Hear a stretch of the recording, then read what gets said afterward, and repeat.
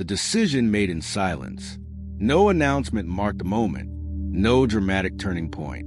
Just a quiet decision, made internally, that would change everything that followed. The kind of decision that doesn't look important at the time, 97, but reshapes a life completely. It carried no weight anyone else could see, no visible evidence that anything had shifted at all. Most careers don't change in public. They change in private moments of clarity, when no one is watching and no validation is offered. This story matters today because so many people believe transformation requires a visible break, when in reality it often begins with an unseen choice to stop living on autopilot. The expectation that change should arrive with fanfare keeps people waiting for a moment that may never come, while the real turning points pass unrecognized because they happen without witnesses. For a long time, their life followed a pattern that made sense. The work was steady. The expectations were clear. The future looked predictable enough to be comforting. Nothing was technically wrong. And because of that, they never felt justified in questioning it. They told themselves that doubt was unnecessary when things were working. The absence of crisis became its own kind of reassurance, a quiet argument against examining anything too closely. But slowly, something shifted beneath the surface. It wasn't dissatisfaction. It was awareness, a growing sense that the decisions shaping their days were no longer being consciously made.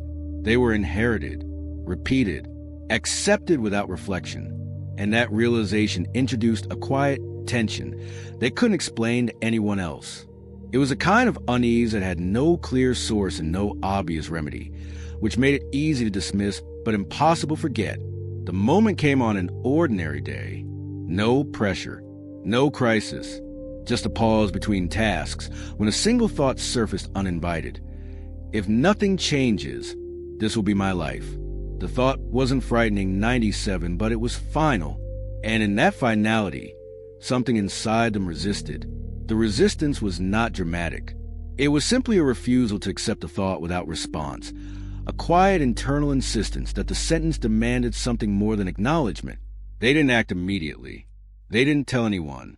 They simply acknowledged the truth in silence, that the path they were on had momentum, 97, but no intention.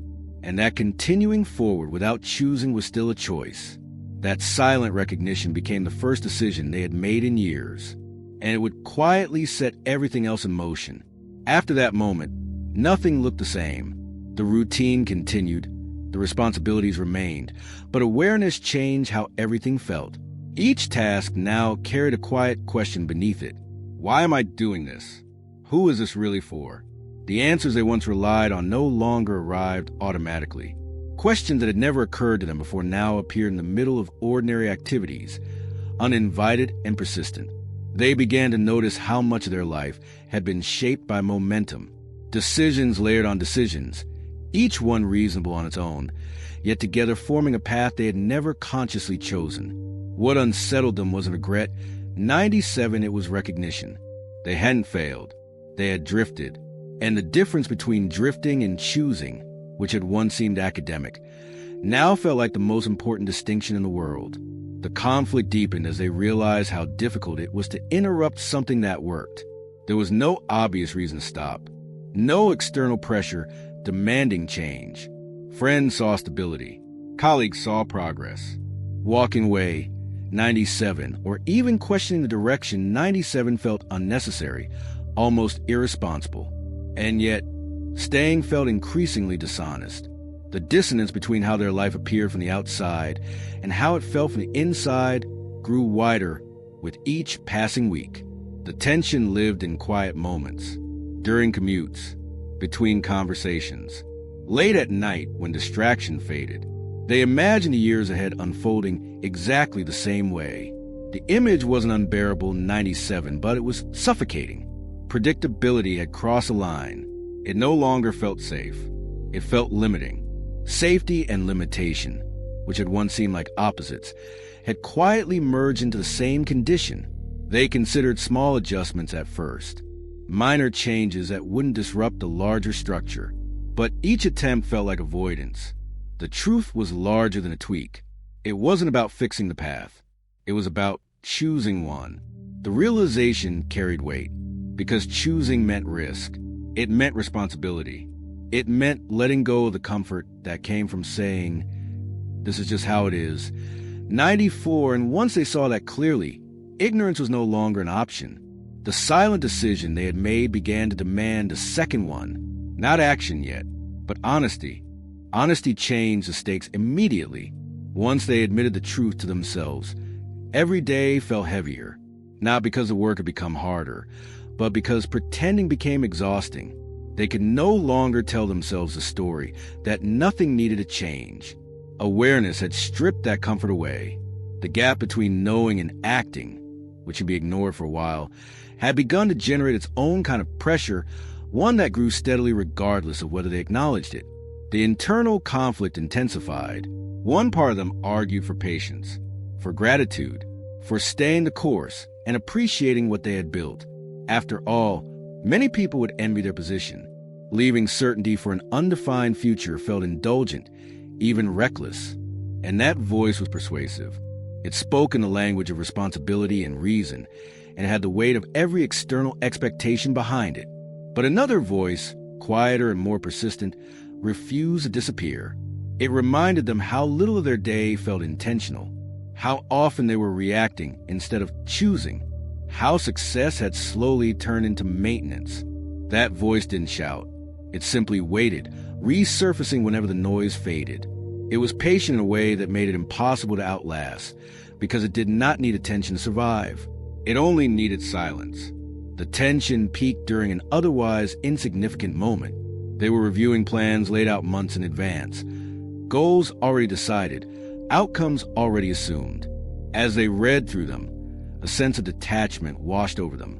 They could execute every step flawlessly, 97, and yet the thought of doing so felt strangely empty.